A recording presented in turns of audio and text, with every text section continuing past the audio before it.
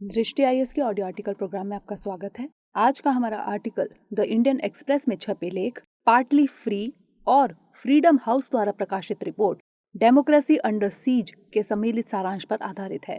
इसमें टीम दृष्टि के इनपुट्स भी शामिल हैं। यह ऑडियो आर्टिकल सामान्य अध्ययन प्रश्न पत्र 2 के शासन खंड से जुड़ा है। तो आइए लेख की शुरुआत करते हैं। हमारे वीडियो अंग्रेजी में देखने के लिए फॉलो करें हमारा ही दूसरा यूट्यूब चैनल दृष्टि आईएएस इंग्लिश। यह अक्सर ही देखा जाता है कि जब कोई अंतर्राष्ट्रीय संगठन या सूचकांक हमारी तारीफ करता है तो हम उस पर गर्व महसूस करते हैं और उसे सरकार की सफल नीतियों का नतीजा बताते हैं। लेकिन जैसे ही कोई रिपोर्ट हमारी आलोचना करती है तो उस रिपोर्ट पर ही सवाल उठाना शुरू कर देते हैं। अमेरिकी एनजीओ फ्रीडम हाउस की हालिया रिपोर्ट के साथ भी कुछ ऐसा ही हुआ। दुनिया भर में लोकतंत्र की स्थिति पर नजर रखने वाले फ्रीडम हाउस की ताजा रिपोर्ट इसी कारण खासा चर्चा में है। रिपोर्ट की माने तो भारत के नागरिकों की आजादी में कमी आई है। रिपोर्ट के मुताबिक अब भारत की स्थिति स्वतंत्र से आंशिक रूप से स्वतंत्र वाली हो गई है। राजनीतिक अधिकारों और नागरिक आजादी को लेकर तमाम देशों में हुई इस रिसर्च में भारत की रैंकिंग 83 से फिसलकर 88वें पायदान पर आ गई है। रिपोर्ट की माने तो नरेंद्र मोदी सरकार के नेतृत्व में देश सत्तावाद की तरफ बढ़ रहा है। दूसरी ओर भारत सरकार ने भी एक प्रेस नोट जारी कर इस रिपोर्ट को भ्रामक, गलत और अनुचित बताया है। जिन जिन पहलुओं पर रिपोर्ट में सरकार की आलोचना की गई है उन पर बिंदुवार सरकार ने सफाई दी है। हालांकि हाल के दिनों में अंतर्राष्ट्रीय संगठन ने आजादी और लोकतंत्र पर जितनी भी रिपोर्ट्स जारी की हैं उन तमाम रिपोर्ट्स में भारत की रैंकिंग में गिरावट देखी गई है। यानी सभी रिपोर्ट्स एक ही दिशा में अपनी राय दे रही हैं।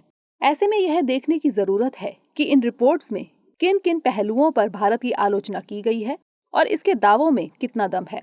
सवाल है कि क्या फ्रीडम हाउस की यह रिपोर्ट भारत की सही तस्वीर पेश करती है। अगर रिपोर्ट की चिंताएं वाजिब हैं, तो आलोचनाओं को भ्रामक बताने के बजाय सरकार को संजीदगी से विचार करने की जरूरत है, क्योंकि यह रिपोर्ट नागरिकों की आजादी और उनके अधिकारों से सीधे तौर पर जुड़ रही है। इसलिए रिपोर्ट की बातें काफी अहम हैं। आइए इन्हीं पहलुओं पर विचार करते हैं। सबसे पहले फ्रीडम हाउस रिपोर्ट की मुख्य बातों पर एक नजर डालते हैं। दरअसल यह अमेरिकी संस्था फ्रीडम हाउस की सालाना रिपोर्ट है। इस रिपोर्ट में दुनिया भर के 211 देशों में आजादी और अधिकार की स्थिति का जायजा लिया गया है। इसमें राजनीतिक अधिकारों के तहत चुनावी प्रक्रिया, राजनीतिक बहुलवाद और भागीदारी एवं सरकारी कामकाज जैसे संकेतक शामिल हैं। वहीं नागरिक आजादी के तहत अभिव्यक्ति एवं विश्वास की आजादी, संबद्ध एवं संगठनात्मक अधिकार, कानून का शासन और व्यक्तिगत स्वायत्तता व व्यक्तिगत अधिकारों जैसे संकेतकों को शामिल किया गया है। इन्हीं संकेतकों के आधार पर बताया जाता है कि कोई देश कितना आजाद है या फिर आजाद नहीं है। इस रिपोर्ट में फिनलैंड, नॉर्वे और स्वीडन को सबसे आजाद देश बताया गया है।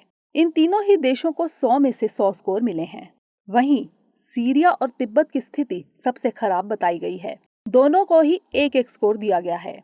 पिछले 15 सालों में वैश्विक लोकतंत्र में गिरावट की ओर इशारा करते हुए रिपोर्ट ने कहा है कि दुनिया की लगभग 75% आबादी ऐसे देशों में निवास करती है जहां पिछले कुछ सालों में लोकतंत्र और स्वतंत्रता की स्थिति में गिरावट आई है।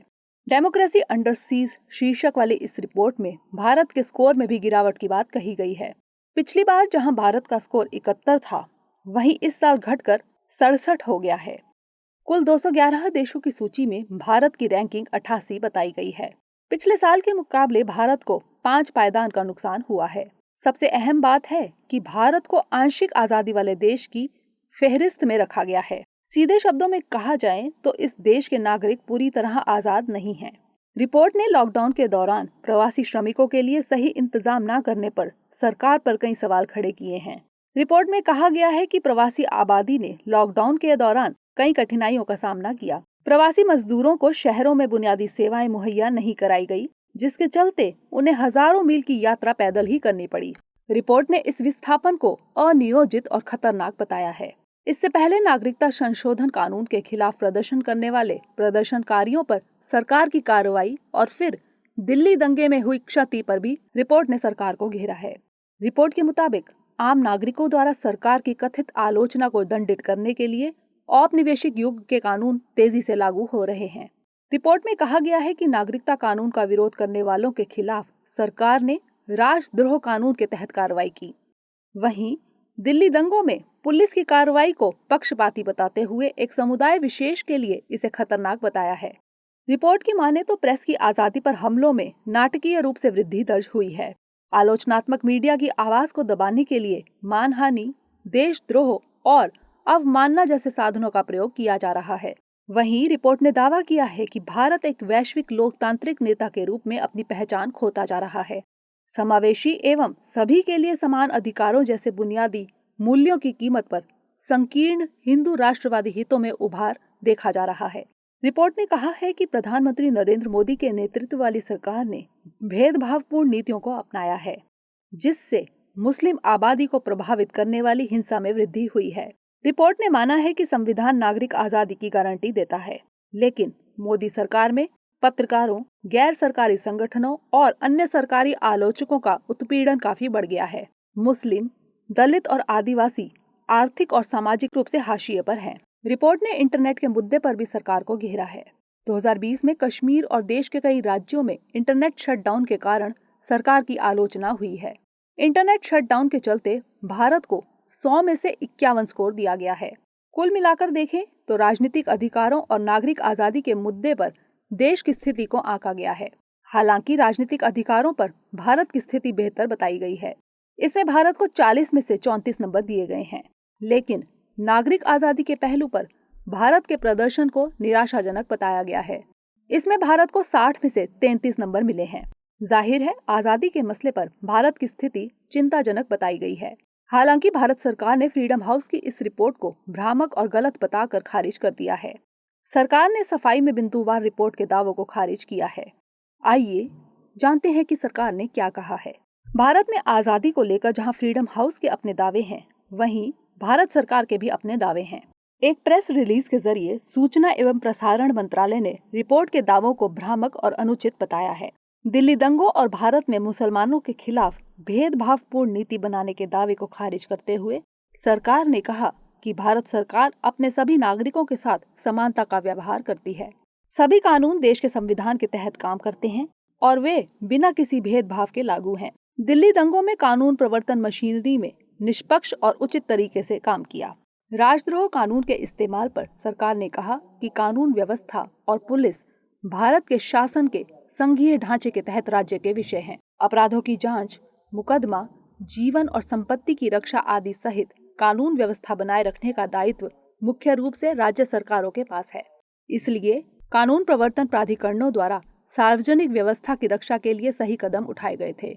लॉकडाउन के दौरान प्रवासी मजदूरों के विस्थापन पर जवाब देते हुए सरकार ने कहा कि खाद्य पदार्थ, स्वास्थ्य, निराश्रितों और प्रवासी कामगारों को आश्रय मुहैया कराने के लिए राज्य सरकारों को राज्य आपदा राहत कोष के इस्तेमाल की अनुमति दी गई थी। सरकार ने प्रवासी कामगारों को नियंत्रित क्षेत्रों के बाहर विभिन्न गतिविधियों से जोड़े जाने की अनुमति भी दी थी, जिससे उनके लिए आजीविका सुनिश्चित हुई। सरकार ने 1.7 लाख करोड़ रुपए के राहत पैकेज का भी ऐलान किया, जिसमें प्रवासी कामगारों को भी शामिल किया गया। मानवाधिकार के सवालों पर भी सरकार ने प्रतिक्रिया दी है। इसके लिए भारतीय संविधान और मानवाधिकार सुरक्षा अधिनियम 1993 सहित विभिन्न कानूनों के तहत पर्याप्त सुरक्षा देने की बात कही गई है।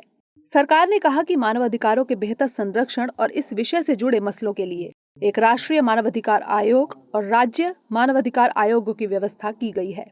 पत्रकारों और शिक्षाविदों को धमकी देने के सवाल पर सरकार ने कहा कि भारतीय संविधान का अनुच्छेद 19 अभिव्यक्ति की आजादी का प्रावधान करता है। चर्चा, बहस और असंतोष भारतीय लोकतंत्र का हिस्सा है। भारत सरकार पत्रकारों सहित देश के सभी नागरिकों की सुरक्षा को सर्वोच्च अहमियत देती है। इंटरनेट शटडाउन की बात पर सरकार ने कहा कि व्यापक सुरक्षा व्यवस्था बनाए रखने के मकसद से इंटरनेट सेवाओं के अस्थायी निलंबन का सहारा लिया जाता है। इसके लिए बाकायदा दूरसंचार अस्थायी सेवा निलंबन, लोक आपात और लोक सुरक्षा नियम 2017 के प्रावधानों का पालन किया जाता है। ये नियम भारतीय टेलीग्राफ अधिनियम 1885 के तहत जारी किए जाते हैं। फिर सवाल है कि आखिर लोकतंत्र की क्या परिभाषा है? अगर लोकतंत्र की परिभाषा की बात करें तो इसका शाब्दिक अर्थ ही इसे बखूबी परिभाषित करता है। यह लोक और तंत्र 2 शब्दों से बना है। इसमें लोक का अर्थ लोग, तंत्र का अर्थ प्रणाली होता है। यानी एक ऐसा सिस्टम जिसमें लोगों का शासन हो। इस प्रणाली में लोग अपना प्रतिनिधि खुद चुनते हैं और वे प्रतिनिधि शासन की जिम्मेदारी संभालते हैं। चूंकि जनता इसमें सर्वोपरि होती है, इसलिए इसकी मूल बात यह है कि यह व्यवस्था लोगों के सम्मान को बढ़ाती है। लोकतंत्र राजनीतिक समानता के सिद्धांत पर आधारित है, जहां सभी धर्म, वर्ग और जाति को समान दर्जा हासिल होता है।